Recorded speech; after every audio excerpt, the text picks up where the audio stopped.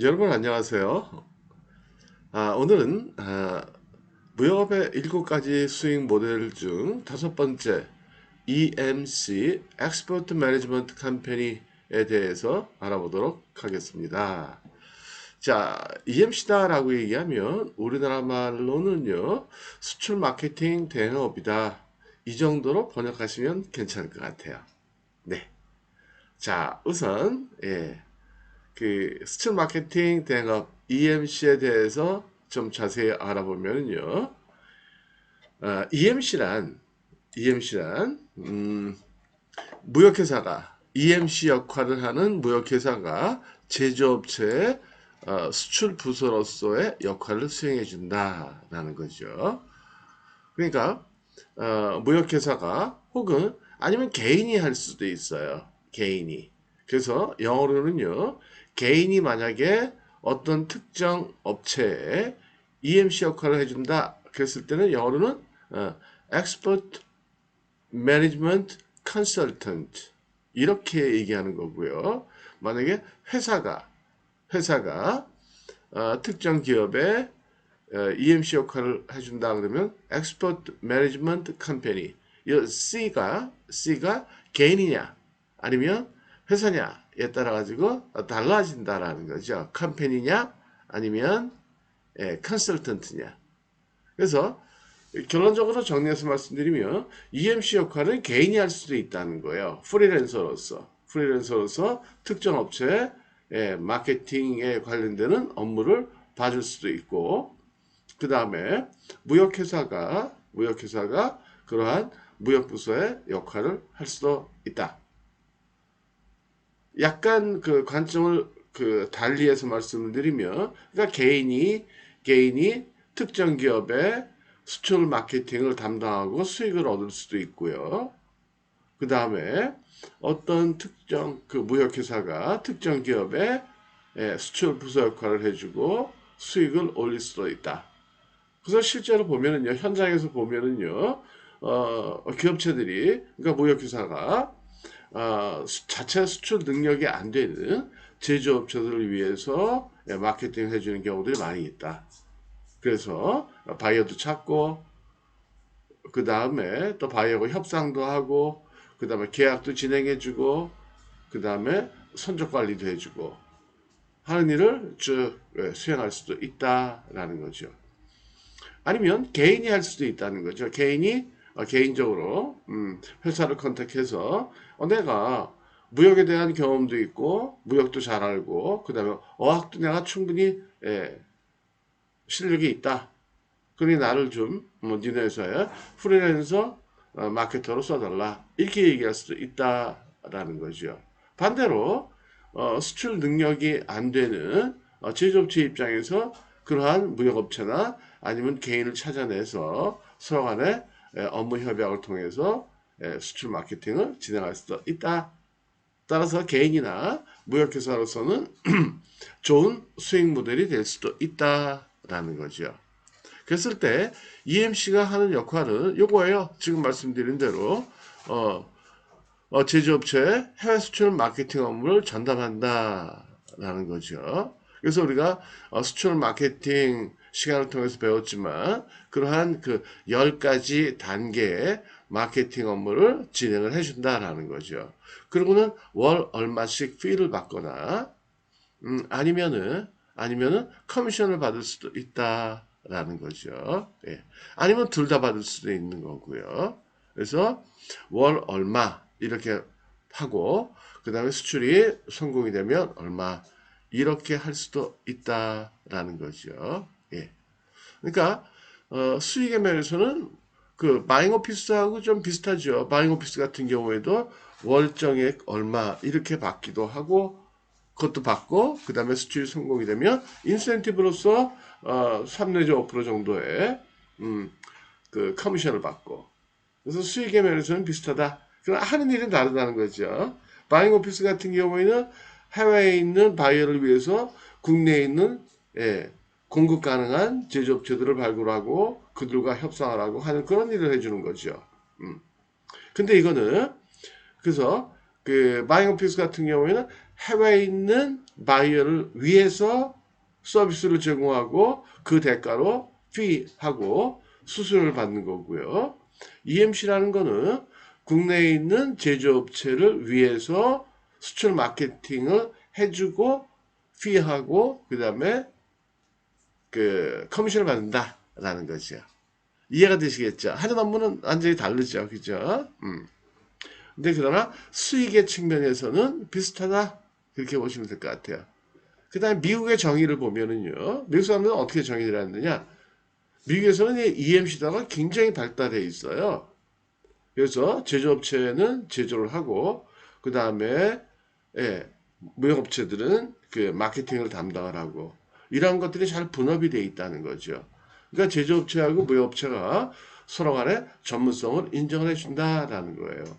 그래서 미국 같은 경우에는 EMC에 관한 법률도 만들어 놨어요. 지원을 하기 위해서. 상당히 대적으로 지원을 한다라는 거죠. 그래서 미국 사람이 내려놓은 그 EMC에 관한 정의를 보면은요, 요 빨간색 네모를 제가 해놨죠. 그래서 이렇게요.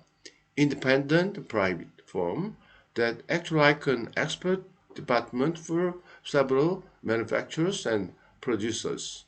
그래서 한 개 또는 복수의 그 제조업체나 생산자를 위해서 무역 부서로서의 역할, 마치 그 회사의 무역 부서인 것처럼 역할을 해주는 개인이나 아니면 기업을 얘기한다라고 이렇게 규정을 해놨다는 거죠. 그렇죠? 아주 깔끔하게 정리를 해놨죠. 예, 그 다음에요.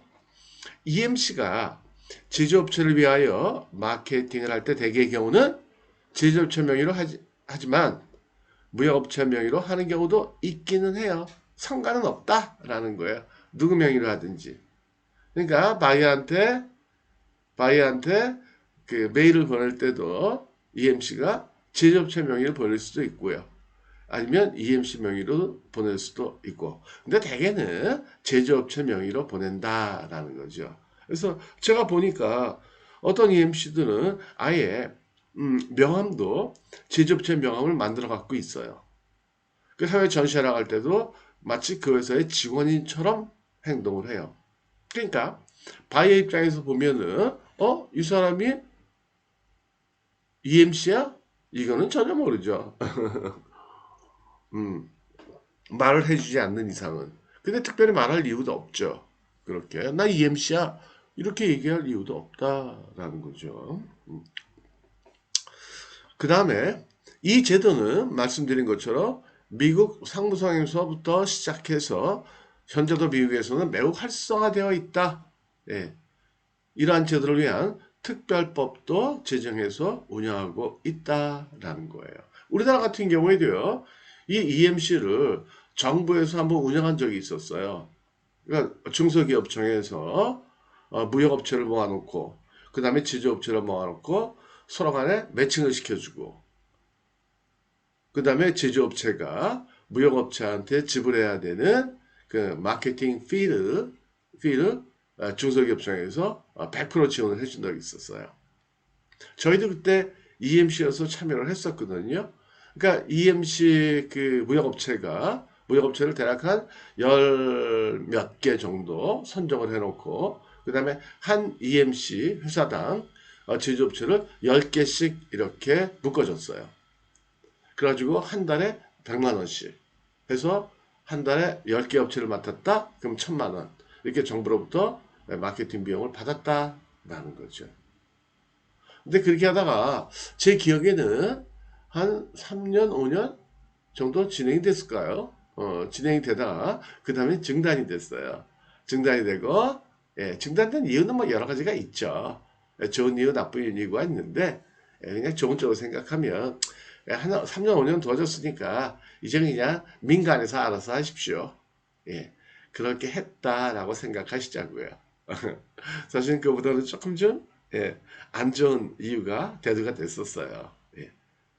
사실 그건 뭐냐면 서로 간에 제조업체, 무역업체가 서로 간에 100% 신뢰 관계가 형성이 안 돼가지고 서로 이제 딴 데 쳐다본 거죠.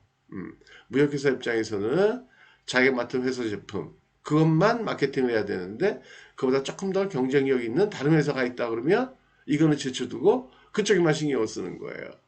왜요? 그건 자기가 직수출해가지고 마진을 얻으려고. 또 제조업체 입장에서는 무역업체를 100% 믿지 못해가지고요. 여러 가지 그 조건들을 까다롭게 이렇게 좀 하는 경우들이 있었어요.